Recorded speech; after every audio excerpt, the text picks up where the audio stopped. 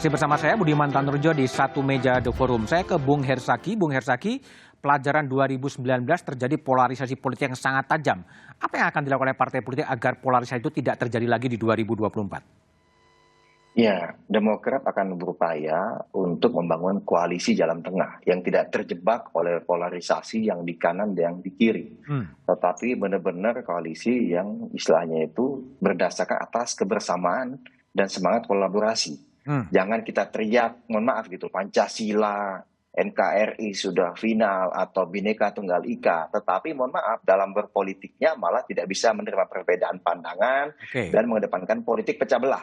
Nah, inilah yang Demokrat mengingatkan kembali, kita akan membangun koalisi jalan tengah yang mengedepankan semangat kebersamaan dan kolaborasi. Karena permasalahan bangsa ini makin besar dan berat. Dan tidak bisa nih kalau hanya 1-2 elemen saja yang berjuang. Dan kita ini berbeda pandangan, berbeda tempat, bukan berarti yang satu pahlawan, yang satu pengkhianat. Tapi semua punya semangat yang sama untuk membangun bangsa ini, hanya beda peran saja. Ada yang di dalam, ada yang di luar. Nah, ini yang harusnya menjadi istilahnya semangat bersama nanti gitu. Bukan kompetisi berarti yang di sana musuh dan harus kita hancurkan, bukan gitu. Tetapi hanya perbedaan cara saja. Nah, ini yang kita akan kedepankan. Baik, Bung Hersaki. Bung Willy Aditya, jadi Nasdem ini gimana melihat agar tidak terjadi lagi sebuah head on atau polarisasi yang sangat keras seperti di 2019 tidak terulang lagi di 2024? Ya, itu satu tentu dengan membuka ruang yang seluas dan selebar mungkin untuk proses kandidasi, Bung Budiman. Jadi, tapi perbedaan itu kan keniscayaan dan ideologi lahir kan juga dari proses polarisasi, Bung Budiman, antara progresif dengan konservatif itu kan juga polarisasi. Tinggal bagaimana kita harus punya formula ini tidak bertahan hanya itu terjadi hanya saat momentum kompetisi saja, pemilu saja. Ya namanya berbeda dan berkompetisi itu kan suatu hal yang wajar. Wajar saja. Tinggal bagaimana manajemen konflik berbangsa. Jadi kita harus melihat high politik dan low politik. Kalau kita masuk dalam jebakan Batman low politik terus-menerus ya baperan terus, kita rusak, kita lama-lama bernegara berbangsa. Nah, tugas kita bersama-sama membangun dialog, membangun komunikasi pasca dari pemilu itu sendiri. Nah, maka kemudian sekarang jangan kemudian kita terus-menerus berbeda pada proses figur saja. Kalau itu kan fans club ya, fan base ya. Nah, yang harus kita bangun adalah dulu Hatta, Syahrir, Soekarno itu berbeda, tapi untuk Indonesia merdeka mereka bisa bersatu ya. Nah, sekarang apa kemudian cita-cita berbangsa, Bung Budiman, media, partai politik, kampus, kita harus bersama-sama kemudian melihat Indonesia 100 tahun merdeka bagaimana. Jadi kandidat penting, tapi untuk kemudian Indonesia yang lebih baik juga itu juga penting. Jadi saya sama Bung Ferry, saya sama Bung Aceh, kita kan biasa saja sama Herza itu kan dialog ini yang harus diintensifkan gitu. Itu Bung Budiman. Oke, Kang Aceh. Jadi gimana kalau menurut Kang Aceh resep dari Golkar agar kepanasan pemilu itu nggak terlalu panas-panas seperti 2019 gitu? Gimana Kang Aceh? Iya, kita harus membangun koalisi berdasarkan pada ide, pada konsep, pada apa yang mau kita bangun. Saya setuju dengan istilah bahwa kita tidak hanya sekedar bicara soal figur, tapi harus berbasis pada rasionalitas publik, kebutuhan objektif yang dihadapi oleh bangsa ini. Jangan misalnya hari ini bilang A, besok bilang B. Nah, tentu ini akan tidak konsisten dengan cara berpikir kita. Saya setuju dengan tadi yang disampaikan oleh Bung Willy ya. Yang diusung oleh kita kan sebetulnya selama ini selalu ya politik is usual ya.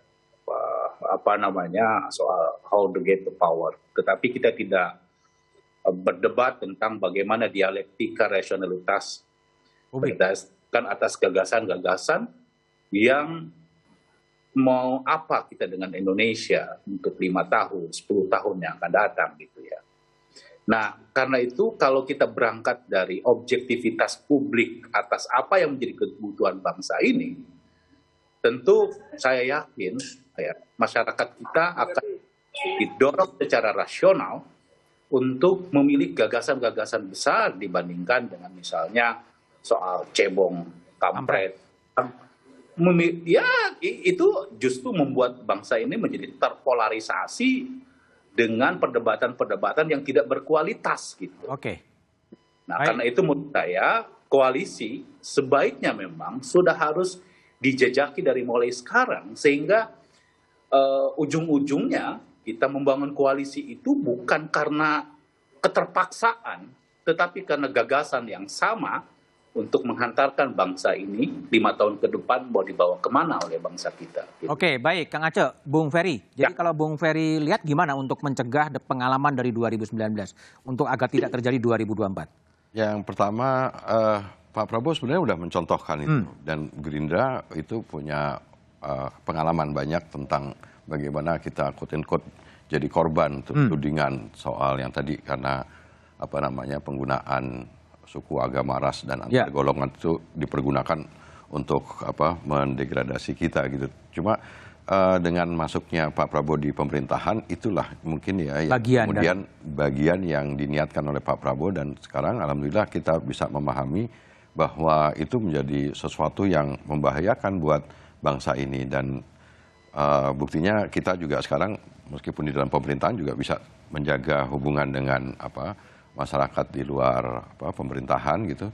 Tapi saya ingin supaya ke depan ini kalau 2024 ya kita udah memang hilangkan dan memang nggak baik untuk menggunakan isu-isu yang seperti itu dan kita punya harapan sebenarnya kan teman-teman partai-partai yang kemarin menggunakan saya nggak tahu mungkin teman-teman yang lain lebih tahu siapa yang menggunakan isu itu.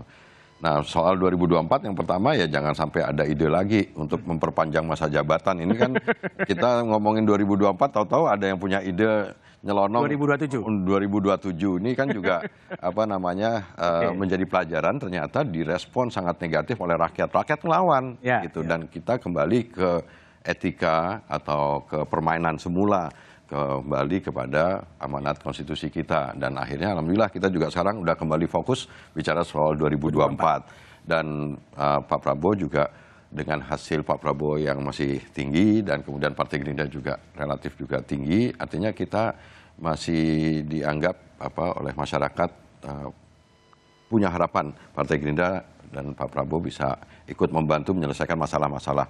Nah pengalaman yang terakhir yang ingin saya sampaikan ini juga penting juga bahwa ketika bicara koalisi, bicara pilpres, koalisinya berhasil, pilpresnya bisa menghantarkan kepada kekuasaan, tetapi di tengah jalan ada Perdana Menteri, ada orang yang super body juga. Ini juga jadi pelajaran buat kita semua. Ini penting jadi pelajaran yang harus dibicarakan sekarang juga nih supaya jangan ada baik. Kayak gitu. Mbak Huria, kalau Mbak Huria lihat 2024, 2019, yakin 2024 akan lebih tidak terlalu panas seperti 2019?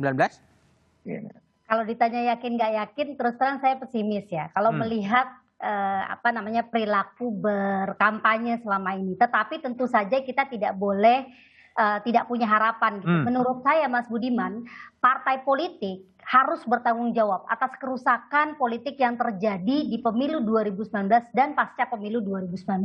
Gitu ya. Dan dalam konteks itu menurut saya memang menjadi sangat penting mendorong koalisi berbasiskan gagasan. Tetapi yang dibutuhkan hari ini bukan gagasan yang mendakik-dakik gitu ya, atau yang dibungkus dengan berbagai jargon mengenai Indonesia begini dan lain seterusnya. Menurut saya koalisi berbasis gagasan yang paling real yang bisa dilakukan oleh partai hari ini adalah mendorong Indonesia bersih dari politik sara. Ini yang harus menjadi komitmen bagi semua aktor elektoral, partai politik maupun juga kandidat gitu. Nah, saya juga melihat begini, hak partai adalah ikut pemilu. Ya, dan menjadi hak partai juga sebenarnya untuk punya harapan bisa memenangkan pemilu, ya menggunakan berbagai resources gitu ya yang dimiliki, mencalonkan figur-figur terbaik, membangun koalisi dengan siapa saja itu adalah hak partai. Tetapi partai juga punya kewajiban untuk menjadi institusi demokrasi yang demokratis, yang punya komitmen terhadap upaya membangun kompetisi yang demokratis. Dan kalau kita tanya mana yang harus didahulukan antara hak dan kewajiban, saya yakin kita semua tahu jawabannya. Oke, baik Mbak Uriah, terima kasih semuanya. Bang Aceh, Bang Willy, Zaki, Mbak Uriah, dan Ferry, terima kasih telah bergabung di Satu Meja di Forum. Terima kasih Mas Budiman. Pemilu 2024 harus dilihat sebagai kompetisi elit di tengah bangkitnya populisme dan era post-truth pasca kebenaran. Potensi keterbelahan publik harus dijadikan pertimbangan agar republik ini tetap utuh. Keterlibatan masyarakat sipil dibutuhkan untuk menggemakan suara kenabian guna menjaga kewarasan republik. Demikian Satu Meja di Forum malam ini. Sampai jumpa pekan depan. Selamat malam dan terima kasih.